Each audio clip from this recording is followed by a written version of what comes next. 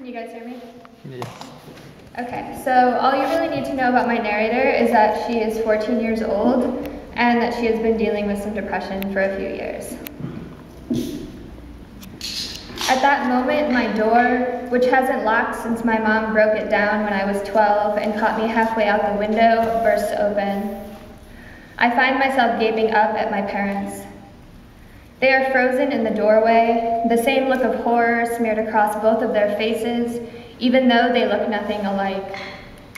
He tall and slender with black hair and dark features, her short and plump with bright blue eyes and wild curly blonde hair.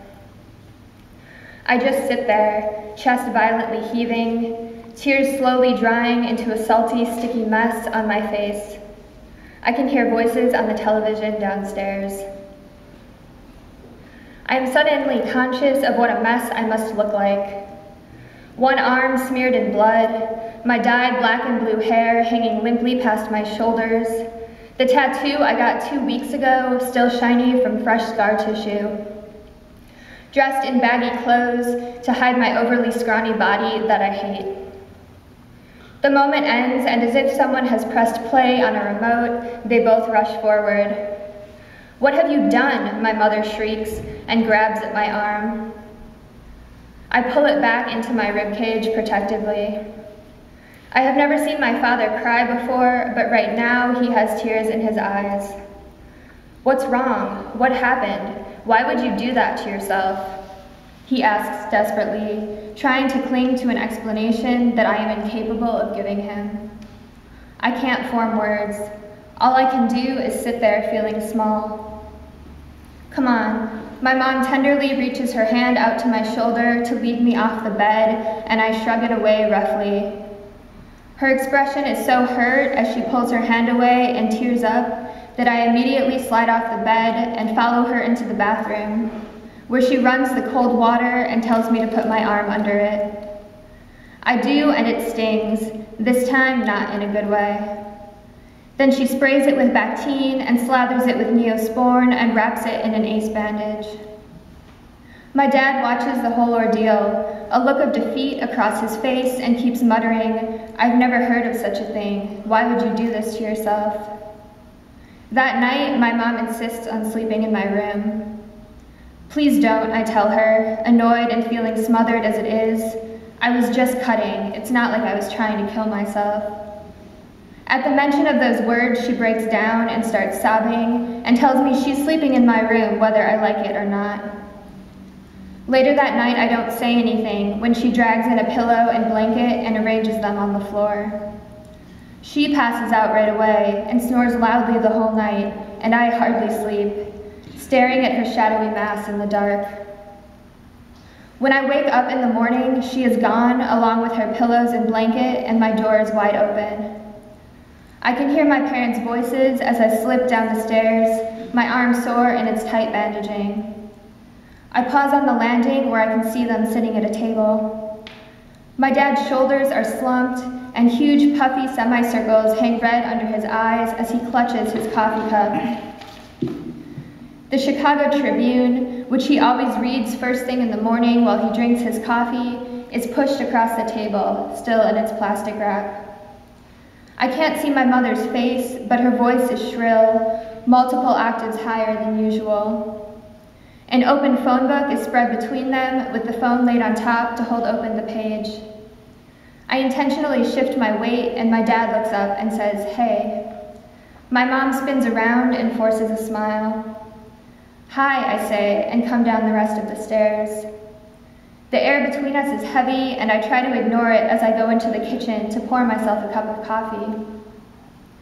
I can feel their eyes on me as I slide the black mesh screen to the side and sit on the cold stone ledge and light a cigarette.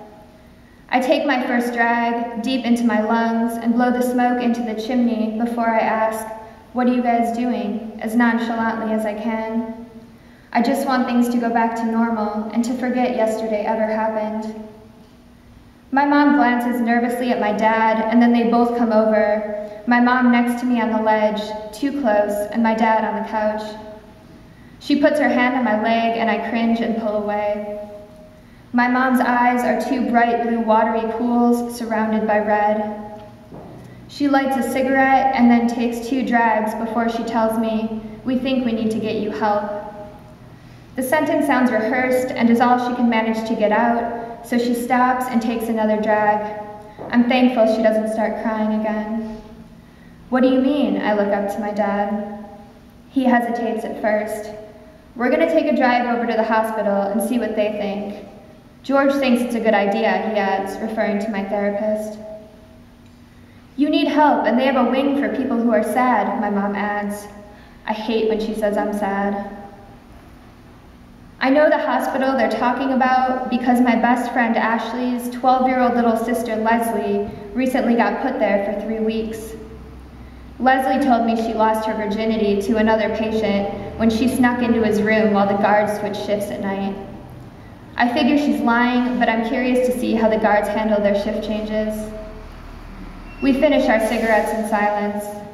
Afterwards, my mom makes me poached eggs on toast, her specialty, and an hour later, I am sitting in the back seat of my dad's car, legs bouncing anxiously for the whole 20-minute drive to Western Park Hospital. My parents go inside to talk to the reception desk and check me in, and I stay outside and smoke another cigarette, numb to the chilly air. I pace, staring out at the parking lot and the tree-lined street beyond it, trying to ignore the looming brick building behind me. To my right, I notice an old woman, gray-haired and bent, wrinkled hands squeezing onto the handle of her walker so hard her knuckles are turning blue, slowly making her way towards me. I shift and take another drag, trying to ignore her. Clunk, clunk. Her walker is pointed at me, and in slow motion, she comes for me. "You shouldn't smoke out here. My husband is in the hospital dying from lung cancer." I feel myself tense, but I dig my nails into my palms and walk away, taking another drag.